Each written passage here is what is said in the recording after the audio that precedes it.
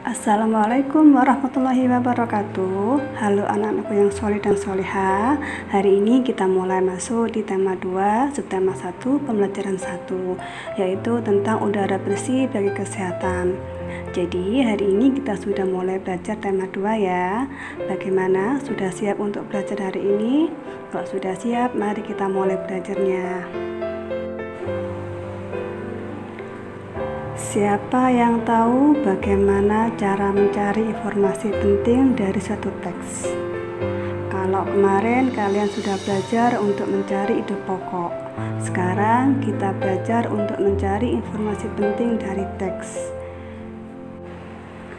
Informasi penting dari teks dapat diperoleh dari jawaban pertanyaan-pertanyaan yang menggunakan kata tanya apa, di mana, kapan, siapa, mengapa, dan bagaimana. Jadi kita bisa mengajukan pertanyaan-pertanyaan dengan kata tanya ini untuk mengetahui informasi-informasi penting dari teks tersebut. Untuk mendapatkan informasi penting, kita juga dapat membuat pengelompokan untuk setiap pertanyaan dengan cara membuat peta pikiran atau mind map. Mind map untuk data pertanyaannya. Sekarang coba mari kita temukan informasi penting dari teks berikut. Di sini ada sebuah teks berjudul Dayu dan Ikan Hias. Dayu memelihara banyak ikan hias berjenis ikan mas koki. Ikan-ikan hias itu dipelihara dalam sebuah akuarium. Setiap hari Dayu memberi makan ikan-ikannya. Dayu juga rutin membersihkan akuarium, lalu mengganti airnya dengan air bersih. Kegiatan itu ia lakukan seminggu sekali. Dayu senang melihat ikan-ikan di dalam akuarium berenang-renang ke sana kemari. Dayu memperhatikan saat mulut ikan-ikan itu terbuka dan menutup, seolah-olah ikan-ikan itu selalu menelan air. Dayu bertanya-tanya, apa yang dilakukan ikan-ikan itu? Mari kita cari informasi penting dari teks ini, yaitu dengan membuat mind map seperti ini. Judul teksnya Dayu dan Ikan Hias. Di tengah-tengah ini yang berwarna kuning adalah judulnya. Mind map itu bentuk atau peta pemikiran ini bentuknya bercabang-cabang seperti ini. Ada pertanyaan pertama, lihat panahnya dengan menggunakan kata tanya apa. Apa nama jenis ikan hias yang dipelihara? Kita lihat di sini ikan hias yang dipelihara oleh Dayu adalah ikan mas koki. Berarti kita dapat informasi penting bahwa ikan yang dipelihara adalah ikan mas koki. Pertanyaan selanjutnya dengan kata tanya di mana? Di mana ikan hias itu dipelihara? Di sini bisa kita lihat Dayu senang memelihara ikan itu di akuarium. Jadi dipeliharanya di dalam sebuah akuarium. Berarti ikan hiasnya dipelihara di akuarium. Informasi penting selanjutnya, ikan hias dipelihara di akuarium. Pertanyaan selanjutnya yaitu dengan kata tanya siapa. Siapa yang memelihara ikan hias? Pasti kalian tahu ya siapa yang memelihara ikan hias. Yang memelihara ikan hias adalah Dayu. Jadi informasi pentingnya adalah Dayu yang memelihara ikan hias tersebut. Pertanyaan selanjutnya pakai kata kapan. Kapan ikan hias itu diberi makan? Di sini ada informasi penting. Dayu memberi makan ikan hias itu setiap hari. Berarti informasi penting kapan ikan hias itu diberi makan setiap hari. Kemudian kapan akuarium itu dibersihkan? Akuarium dibersihkan di sini seminggu sekali. Berarti informasi selanjutnya yang dibersihkan akuariumnya adalah selama seminggu sekali. Pertanyaan selanjutnya pakai kata tanya apa? Apa yang diperhatikan Dayu saat melihat ikan-ikan hiasnya? Saat Dayu memperhatikan ikan tersebut seperti mulutnya terbuka dan menutup. Berarti informasi selanjutnya yang kita dapatkan adalah saat mulut ikan itu tertutup dan terbuka, seolah-olah ikan itu selalu menelan air. Nah, dari mind map pertanyaan ini kita bisa mendapatkan seluruh informasi penting dari teks tersebut.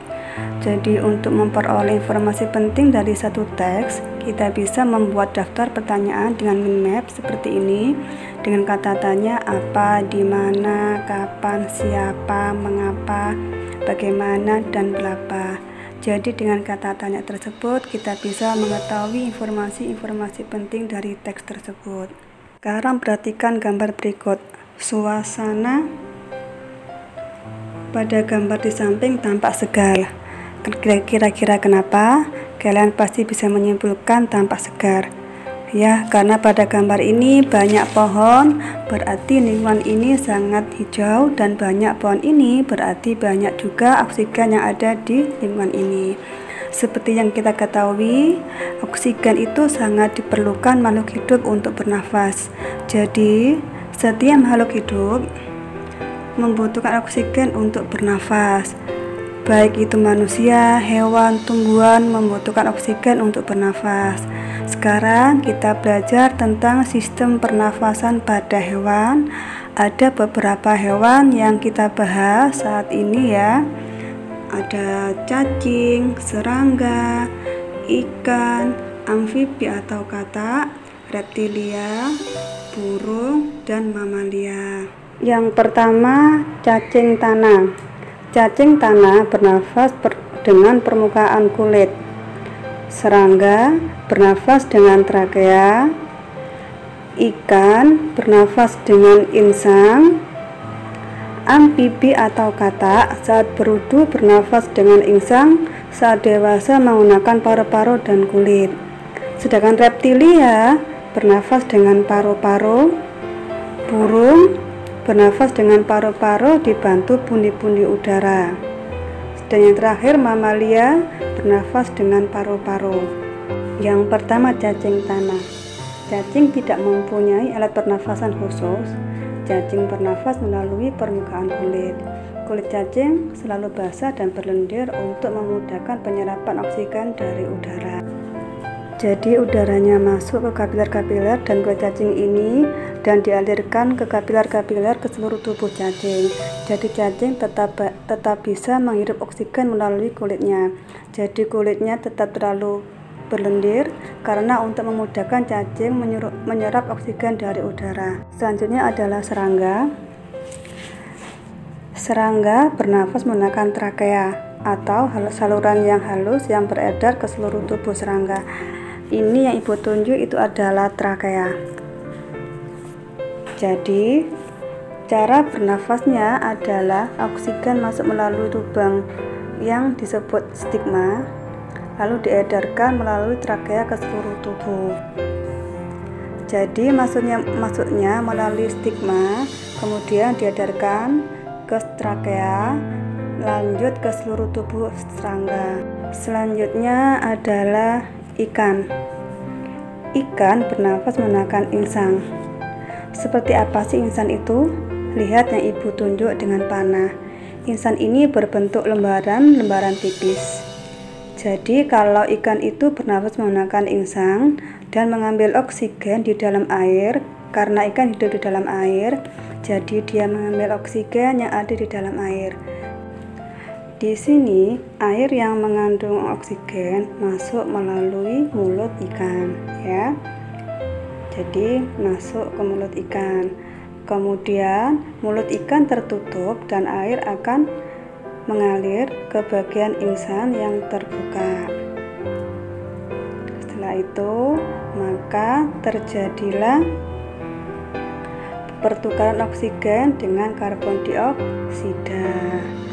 Kalau makhluk hidup seperti ini, hewan ya, seperti hewan, ketika menghirup udara, yang dihirup itu adalah oksigen, sedangkan yang dikeluarkan itu adalah karbon dioksida.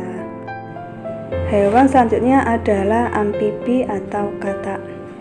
Amfibi ini adalah hewan yang hidup di dua alam, yaitu air dan darat. Makanya katak disebut amfibi. Jadi amfibi mempunyai dua tahap hidup. Kalau katak ini ketika hidup di air, dia bentuknya kecebong. Dan ini adalah katak dewasa. Ketika katak ini di air,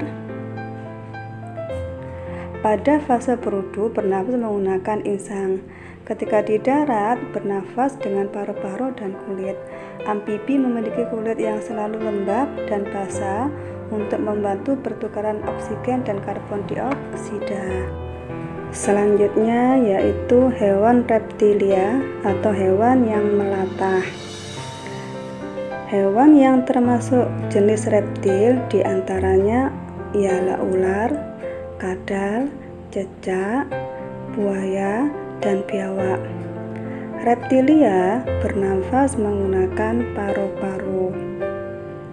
Nah, udara, ini ada cicak ya, udara masuk melalui hidung, lalu ke batang tenggorokan, lalu ke paru-paru.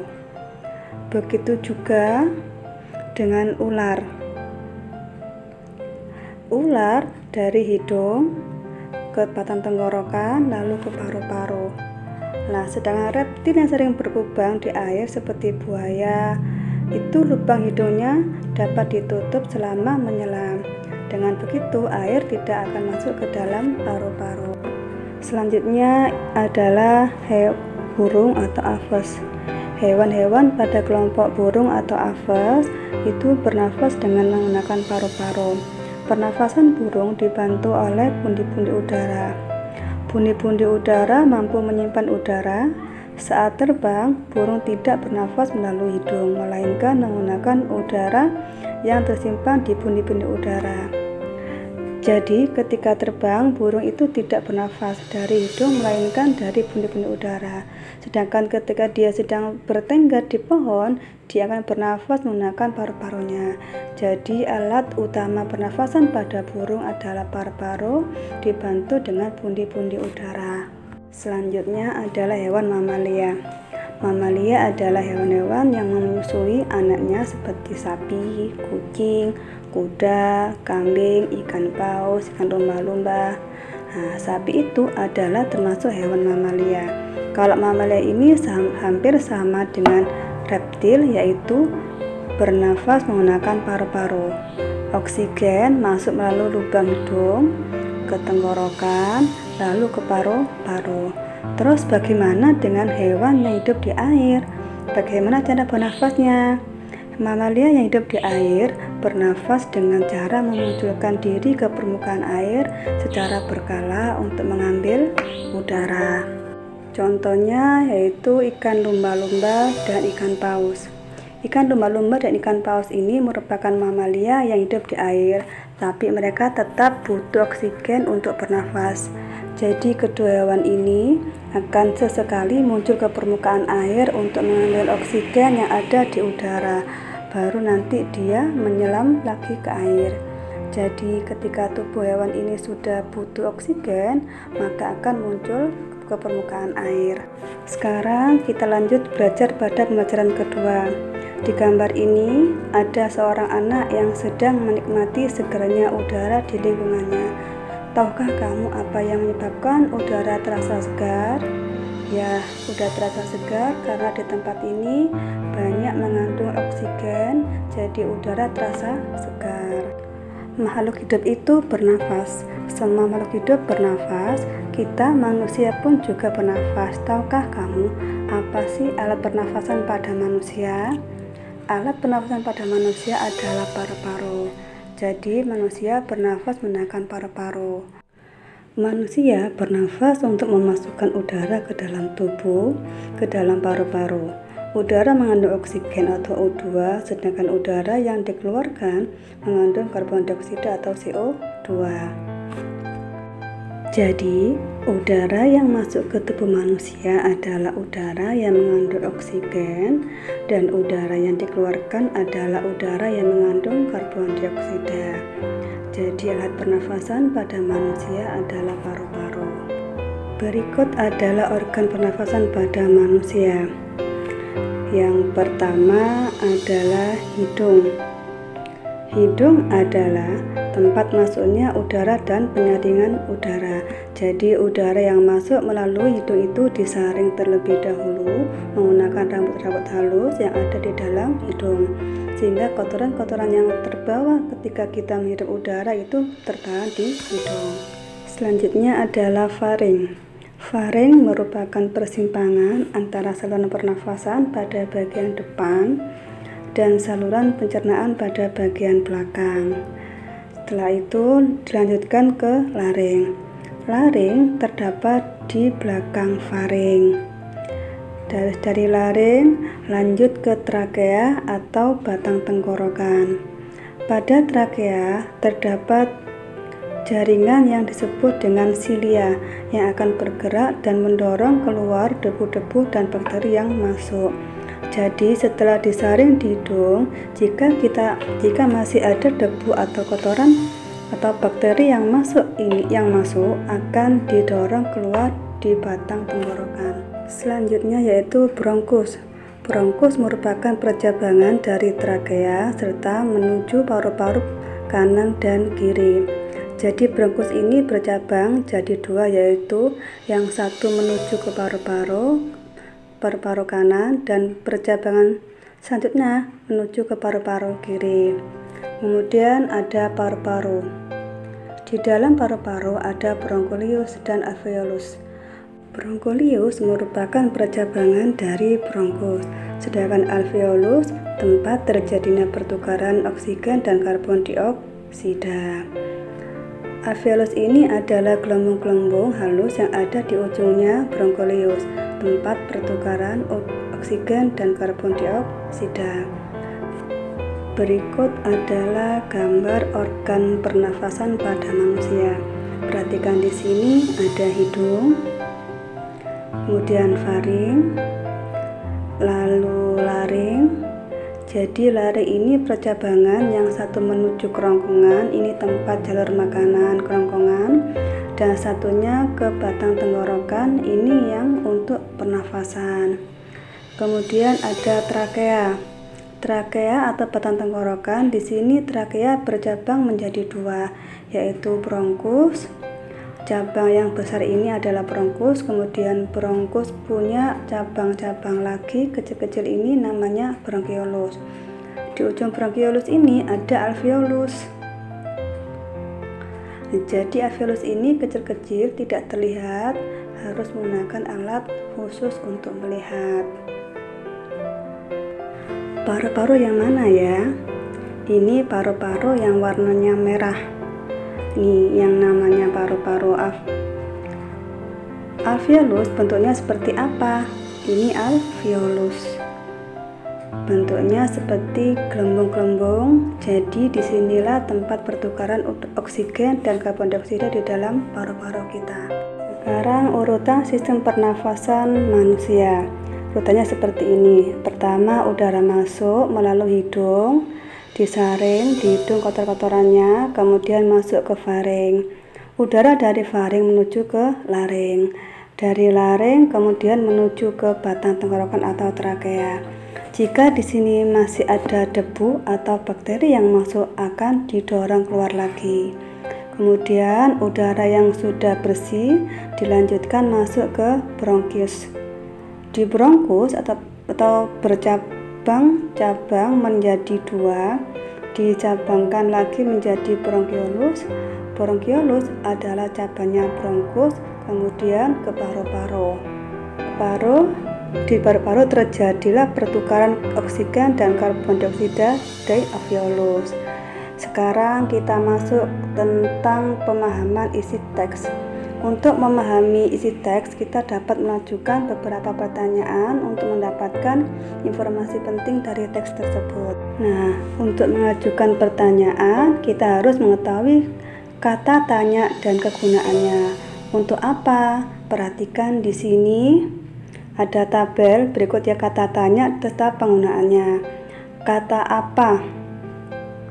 Apa untuk menanyakan nama-nama benda, sebab, akibat, judul atau tema. Selanjutnya di mana? Penggunaannya untuk menanyakan tempat atau latar.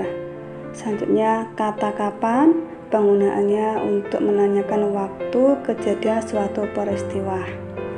Kata tanya siapa? Penggunaannya untuk menanyakan tokoh utama atau tokoh pendukung.